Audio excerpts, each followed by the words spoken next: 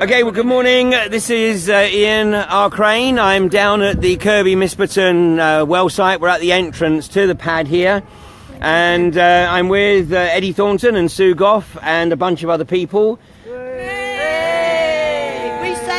Who come down for the Kirby Misperton Protection Camp, and we're about to be joined, it looks like, by a couple of blue bibs, but we know how we deal with them, so we'll just carry on and treat them in the usual fashion and ignore them.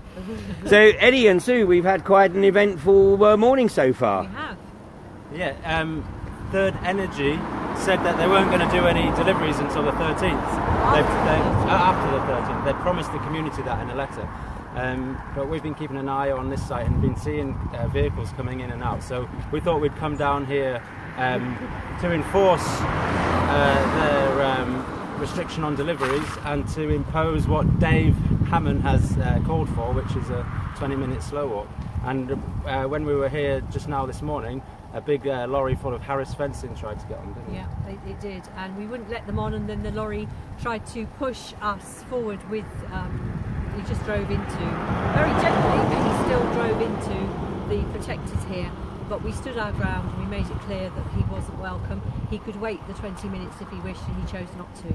And then he went away, which was very good. And then we had the security contractor. We did, and that was a little bit more threatening.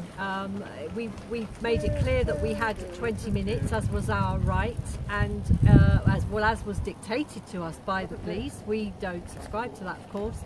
And then we were told that we could do it the hard way or the easy way, which I personally took to be a threat. He was certainly very aggressive, wasn't he? Yeah. I mean, it certainly appears that they're getting somewhat rattled. I mean, Dave Hannon clearly got rattled in the community meeting on Tuesday night. He did. I mean, actually, you know, if he wants a sort of to enjoy his final 2 years, maybe he should take early retirement now. Yeah, poor man. I think he should. I mean, actually, you know, feel for him, because this is a tough duty, really. I don't envy him his job at all. I think it's very difficult, and I think he's going to have a few surprises over the way. I don't envy any of the officers, because he also made it clear that they're not going to be getting overtime for this. What the extra shifts are going to be taken from their days off, which they will then get in lieu. And I hear from the community that a lot of these police officers are saying that if they weren't in their uniform, they'd be standing with us. Absolutely. So they're going to be using their days off to come and enforce an industry that they don't want on their own community. So it's quite tragic, really. And what's really sad is that we're standing right opposite a dairy farm here. Yeah. A dairy farm which produces milk for Arla Dairies. Now, this is I believe this is a farmer-owned dairy, so this is a sort of a cooperative almost, and yet sadly they don't seem to comprehend the magnitude of the threat here. No, it seems quite common though, doesn't it? It's not just in this region. I think a lot of farmers aren't really fully aware of the massive impact that fracking could have on their livelihoods and everybody's health. It's a shame. But around here, they're starting to wake up a little bit. You're hearing rumblings in the farming community, and it's about fear of their boreholes. Yeah. So a lot of them are getting tested, and because these boreholes save them about £12,000 a year, and they don't want to be losing the money. So when you start talking about revenue loss to farmers who are already pushed, then you do start to slowly to get through to them. And of course, it was the contamination of the boreholes in Queensland that became the first clue after almost 2 years. I mean, this is again something that people don't understand, that just because Third Energy will probably run this test frack, maybe somewhat behind schedule, but they'll probably get this test frack, and then if it does go into ultimate production, it'll still take a little while for the full effects to be realised. Well, that's why we've got to stop this one. Yeah, this is just the beginning, and it's massive, really. If this gets the go-ahead, or they're successful, there's going to be so many further fracks all over Yorkshire, then the rest of the country's going to follow suit, and it's going to be devastating. And if the implications only start surfacing 5 years later, that's too late. They'll have gone. Now, I've just caught wind that the rig that is moving in the south of England, I believe to Billingshurst, I'm not 100% sure about that right now, but it's got a surfer. Yes. At the... several banners, I understand. This is at the Pease Pottage service station on the M23 between Gatwick Airport and Brighton. So if you're in the south of England, absolutely and is desperately in need of support, because unfortunately too many people in the south are just commuters and they're not taking an interest and they're not realising the impact. No. Up here, I mean, you guys are a classic illustration of the fact that you're both local residents, classic illustration of the awareness of the local community. So are you guys confident that the local community is going to come out and prevent this industry from kicking off? Yeah, I think so. I think, you know, it might be a little bit slow to begin with, but I think we're going to get some really good, strong people standing here with us. And I know a lot of them are determined to join us and stop this. It's quite ironic, isn't it, that they were planning to frack the desolate north. These decisions were made down in the south, but if the north is standing much stronger, and if the south doesn't get its act together, it's going to be the desolate south. Yeah, I think so. Well, the looks like the Harris Fencing is taking a third trip via the well site. I think that's a different lorry. That's a different lorry, is it? There's two in the last one. Okay. But it could be for the same delivery. Yeah. So they're already breaching their promises to the community. And it is evident that they are looking to literally fence off this entire area. So they will fence across this line. That's obviously what this white line is here across the road for. It's going to be the designated Harris fencing line, just like at Preston New Road. Yeah. So you got a message to the local community that you want to get out? We're here. We haven't put a shout out for this one because this was a bit of a little impromptu one. But if you aren't already on our alert system, then send us a message through the Facebook group or to any of us, and we'll add you to that message. And when we put a shout out for numbers, then please come and join us. Yeah, thank you for all your support so far, but it just begins now and it's serious, so let's get together and stop it. And if anybody wants to come and meet the regulators at Kirkby Misbeaton Village Hall, yes. that's from 2 till 7 today. The Environment Agency, the Gas Authority, Health and Safety Executive, and whoever else. Public Health England, and Rydell District Council. Yeah. They'll all be there to... we voted against it, by the way. To answer your difficult questions. We'll be there as well, and if anybody needs some help with some questions, I'm sure there's going to be lots of people there. Now, the camp infrastructure is really taking shape, and you know, we've had the luxury, obviously, of about nearly 9 months to prepare, and you know, all the facilities are there. So, call out for people to come to camp. You know, we do need people now, and you'll be very welcome, and we will look after you. So come down. Yeah, I reckon we could easily accommodate 100 more people on that camp for food and space. You don't have to do anything you're uncomfortable with in terms of direct action. We also need people on camp to kind of keep their home fires burning when everybody's on the front line. In the morning. And people to film and video. Absolutely. So if you're not immediately comfortable with coming here onto the front line, then still come along and help out as you feel. Okay, so we're going to be back on camp in a little while, and I think maybe we should do a little video to show people, you know, what we've got on camp and encourage people to come down.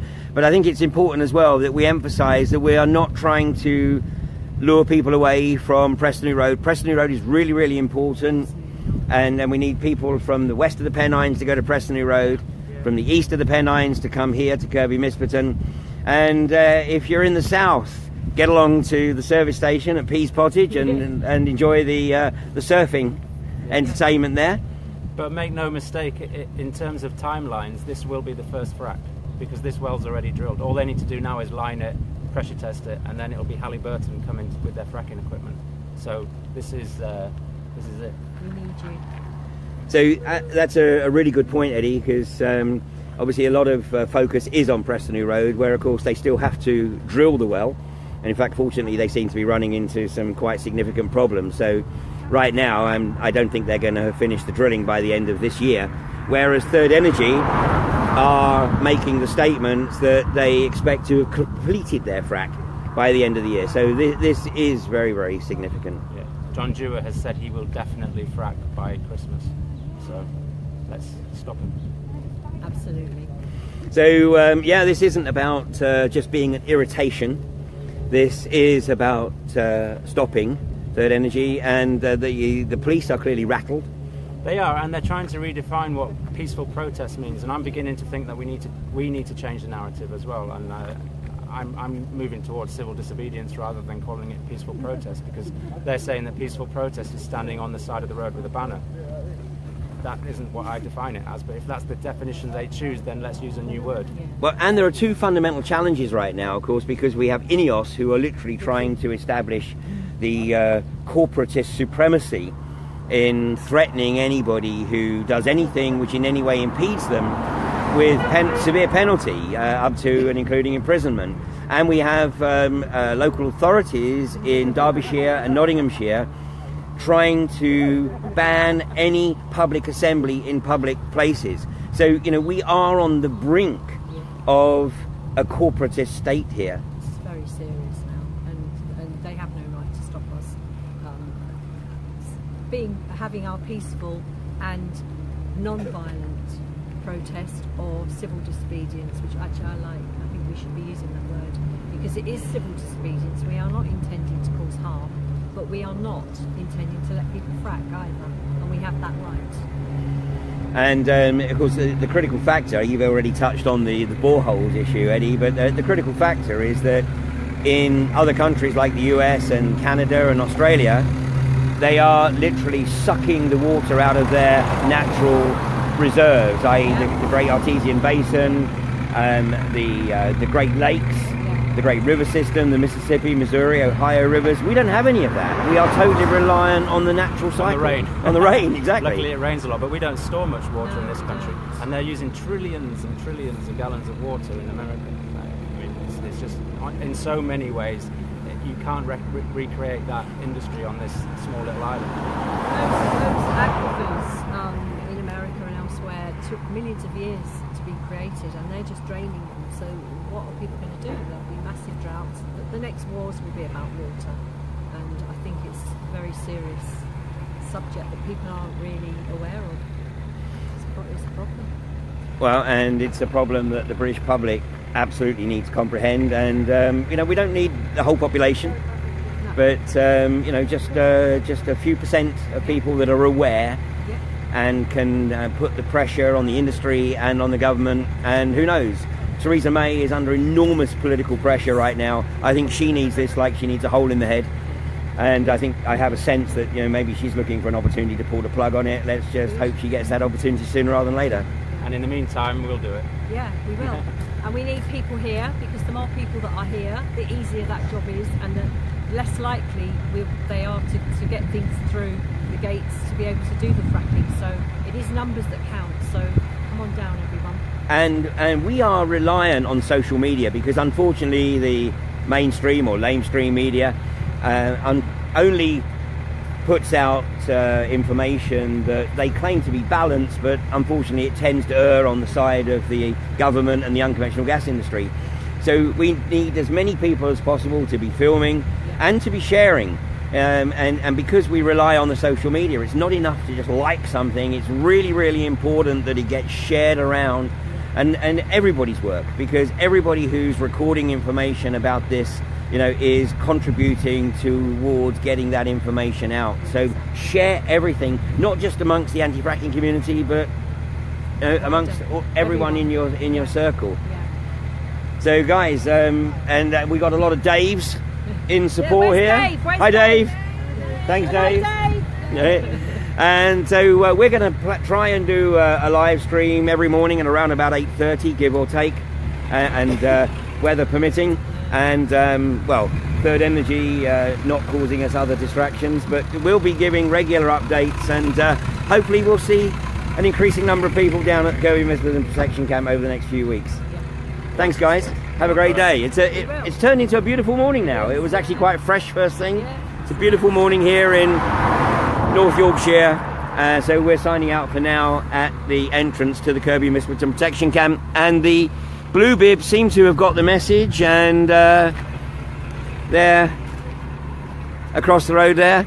And you know, we have, just so that it's clearly understood, we have a very specific policy of we do not talk to Blue Bibs. They are evidence gatherers. Hello, just say no. Hello. just say no. PLO, just say no.